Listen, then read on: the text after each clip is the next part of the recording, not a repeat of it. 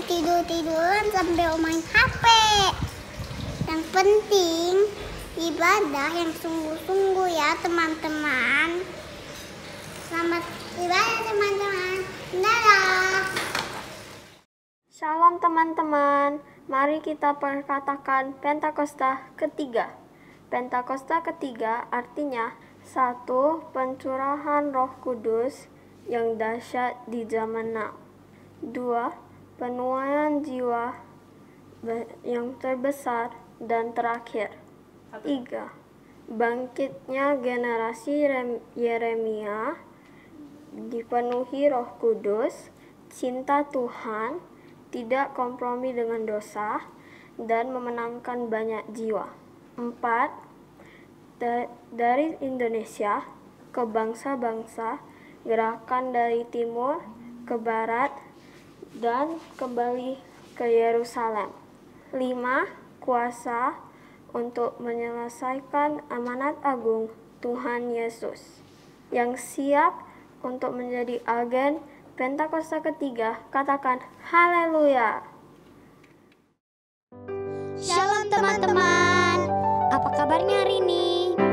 Sebelum kita memuji Tuhan, mari kita mengatakan antusias, luar biasa, dahsyat, yes, yes, yes.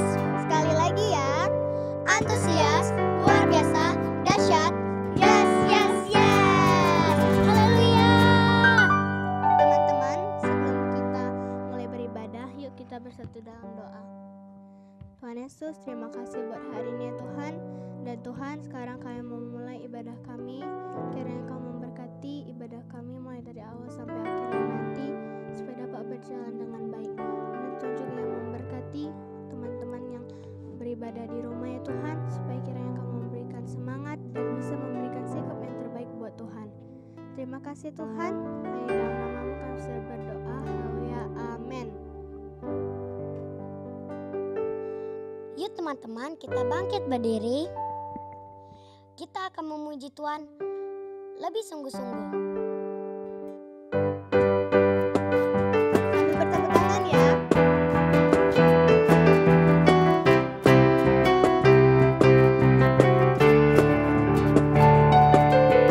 From the top of my head, way down to my toes, I can't keep it all inside. I want to jump without my mind.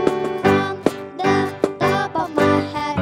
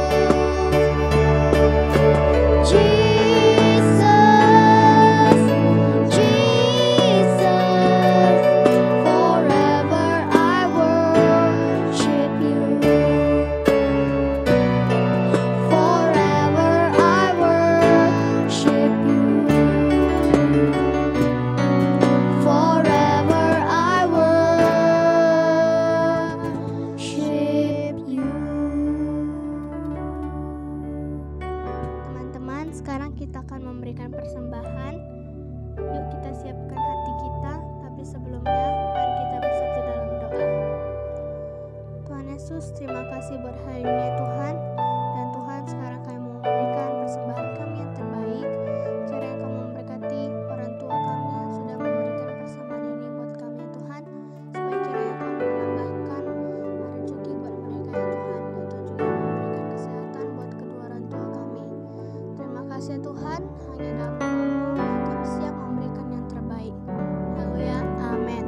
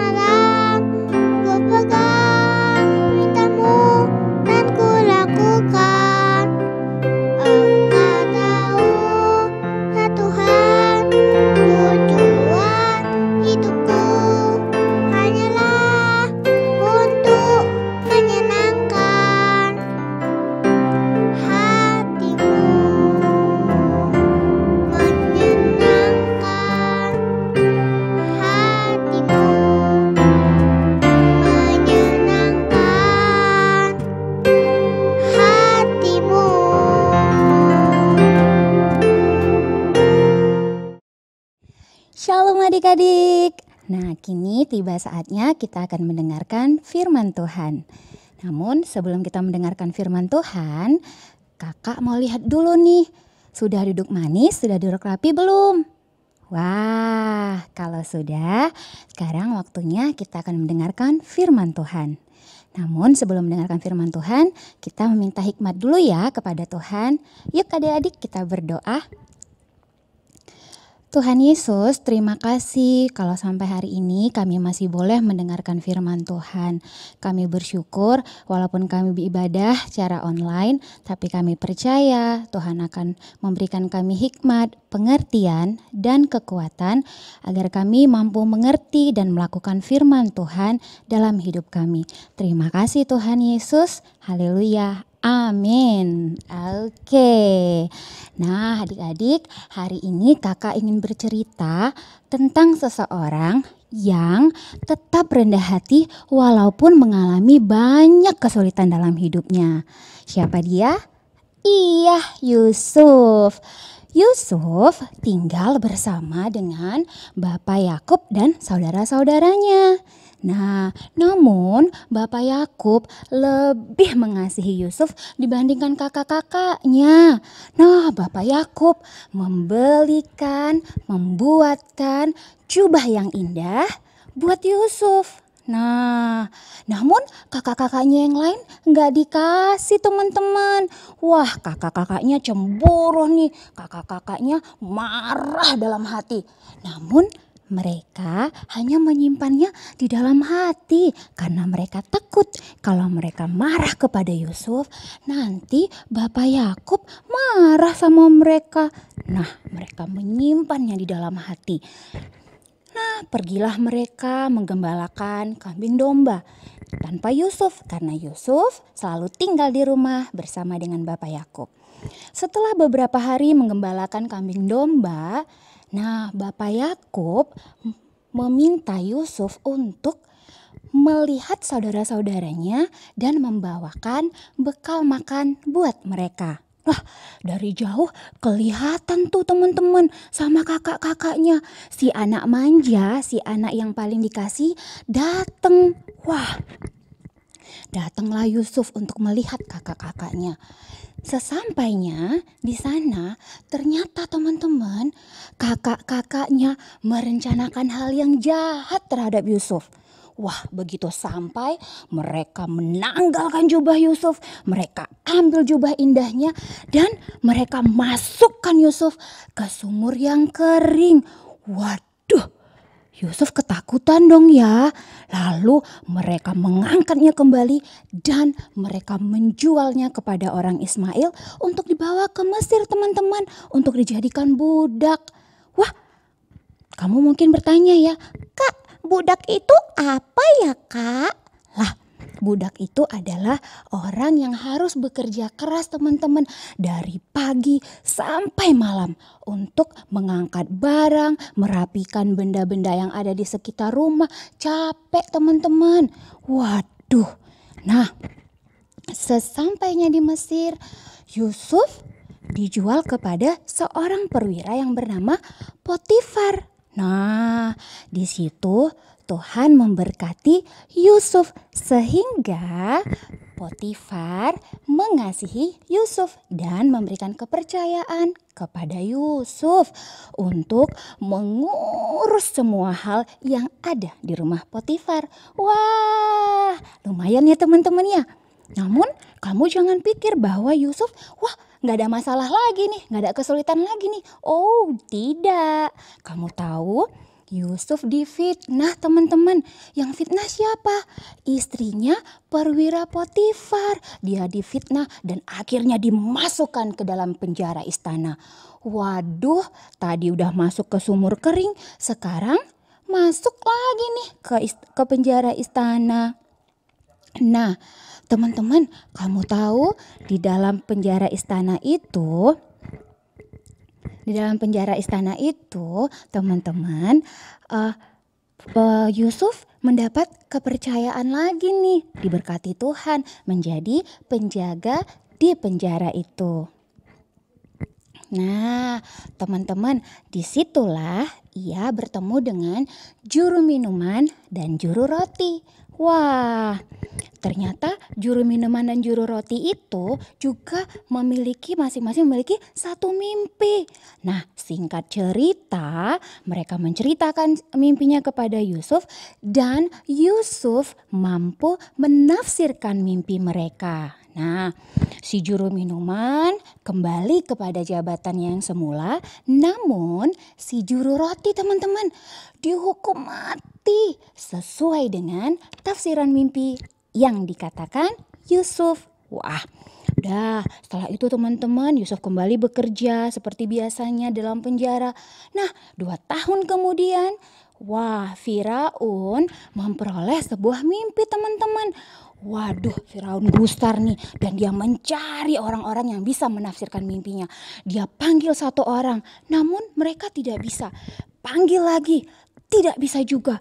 Wah, akhirnya kedengaran tuh sama si juru minuman teman-teman. Akhirnya si juru minuman ingat, wah, aku tahu nih siapa yang bisa. Dulu kan pernah tuh si Yusuf, si penjaga penjara itu, dia pasti bisa. Akhirnya dia pergi kepada Firaun dan dia ceritakan pada Firaun. Nah, Firaun penasaran dong ya. Dia panggil tuh Yusuf. Coba panggil Yusuf kemari. Nah, dipanggil lah teman-teman si Yusufnya. Singkat cerita, Yusuf dengan tepat mampu mengartikan mimpi Firaun. Wah, Firaun senang banget teman-teman. Akhirnya ada orang yang bisa. Nah, akhirnya karena saking senangnya dia kasih hadiah buat Yusuf. Dia angkat Yusuf menjadi orang kedua di Mesir. Wah, teman-teman, kamu tahu nggak kalau itu sama seperti di bangsa kita loh. Dia akan menjadi wakil presiden. Wah, hebat Tuhan ya. Dari budak sekarang jadi wakil presiden. Wah, makin besar nih kekuasaannya. Nah, dan bertahun berlalu terjadilah kelaparan yang dahsyat teman-teman. Terjadi kelaparan yang dahsyat di seluruh negeri dan daerah itu. Waduh, gimana dengan Bapak Yakub dan saudara-saudaranya ya? Nah, namun kamu tahu bahan makanan hanya tersedia di istana raja di bawah kekuasaan Yusuf. Nah, datanglah nih saudara-saudara mereka, tuku datang ke istana raja untuk membeli bahan makanan. Nah, di saat itulah teman-teman Yusuf bertemu dengan saudara-saudaranya. Wah, ini kesempatan nih ya. Kamu masih ingat gak apa yang mereka lakukan kepada Yusuf? Yusuf dimasukin ke sumur kering lah, dijual lah. Bukan hanya sampai di situ, difitnah dan dimasukin penjara. Kalau kamu jadi Yusuf, kamu marah nggak sih? Wah, teman-teman, tapi Yusuf tidak menyimpan kemarahan dalam hatinya. Dia tidak kepahitan terhadap saudaranya. Bahkan disitulah dia menyatakan pengampunannya terhadap saudaranya.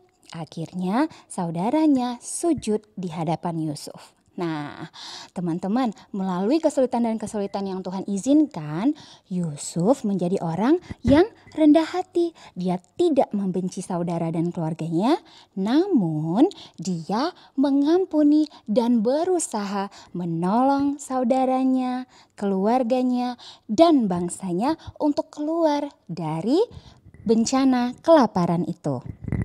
Teman-teman, nah sama nih seperti kita ya sekarang ya, susah banyak kesulitan kita. Apa aja Kak? Misalnya gak bisa nih ke sekolah untuk belajar dan bermain bersama teman-teman. Juga kesulitan untuk beribadah bersama teman-teman di sekolah minggu. Nah, namun teman-teman, yang Tuhan mau dari kita adalah kita tetap mampu menguasai diri untuk tetap rendah hati menjalani kesulitan-kesulitan tersebut dengan kemurahan Tuhan, tetap bersyukur dan bersukacita. Nah, ingat ya teman-teman, kesulitan apapun yang kita hadapi hari-hari ini, tetaplah mengucap syukur dan bersukacita karena Tuhan pasti menyertai kita seperti Tuhan menyertai Yusuf. Nah, itu cerita firman Tuhan hari ini. Yuk adik-adik kita berdoa. Tuhan Yesus, terima kasih karena Engkau telah mengajari kami, sekalipun hari-hari ini adalah hari-hari yang sulit bagi kami, untuk kami boleh belajar di sekolah dan beribadah di sekolah minggu. Namun Tuhan, Engkau mengajar kami seperti Yusuf untuk tetap menguasai diri dan rendah hati, tidak menyalahkan keadaan, tidak menyalahkan orang sekitar kami, namun kami terus mau belajar bahwa Tuhan akan memberikan dan memberkati kami, memberi yang terbaik bagi setiap kami. Terima kasih Tuhan Yesus, di dalam nama Tuhan Yesus kami berdoa dan mengucap syukur. Amin. Sampai jumpa adik-adik, Tuhan berkati.